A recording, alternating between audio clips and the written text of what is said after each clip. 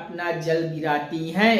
तो याद कर लीजिए, कावेरी नदी अपना जल अंत में गिरा देती हैं जाकर बंगाल की खाड़ी में, और वहीं उनका विलोपन हो जाता है।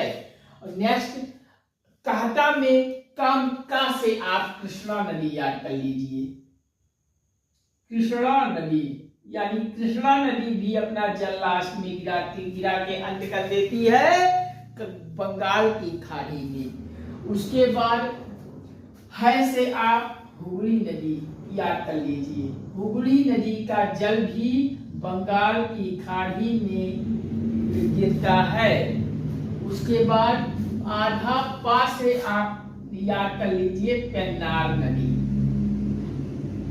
पेन्नार नदी, और पेन्नार नदी भी अपना जल लास्ट में बंगाल की खाड़ी में गिराकर लुप्त हो जाती है। उसके बाद बुलाया में आपको एक नदी का नाम याद करना है, वैगई नदी। तो वैगई नदी का भी जल अंतिम में बंगाल की खाड़ी में गिरता है। उसके बाद फिर जा आ जाता है। तो जा से आपको एक इंपॉर्टेंट नदी यमुना, और यमुना नदी का जल भी बंगाल की खाड़ी में गिरता है। तो यमुना को कहीं कहीं आप जमुना भी कह सकते हैं।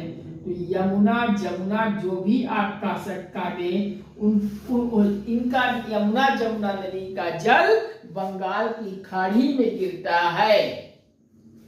उसके बाद बस में आपको बा मैंने कहा, तो बा से आप याद कर लीजिए ब्रह्माणी नदी। तो ब्रह्माणी नदी का भी जल बंगाल की खाड़ी में गिरता है, याद कर लीजिए। और उसके बाद दूसरी में डा से आप याद कर लीजिए दामोदर नदी। तो दामोदर नदी का जल भी बंगाल की खाड़ी में गिरता है। दामोदर नदी का भी जल कहाँ गिरता है? बंगाल की खाड़ी में। तो नेक्स्ट उसके बाद वाली से आपको एक नदी का नाम याद करना है, वैतरणी नदी। तो वैतरणी नदी का भी जल कहाँ गिरता है? बंगाल की खाड़ी में। वैतरणी नदी का जल बंगाल की खाड़ी में गिरता है। अब मस्त आपको एक शब्द बचा है, तो मस्त से आप याद कर लीजिए माँ से महानदी, गोदावरी, गंगा। ये आपको याद कर लीजिए, महानदी, गोदावरी, गंगा।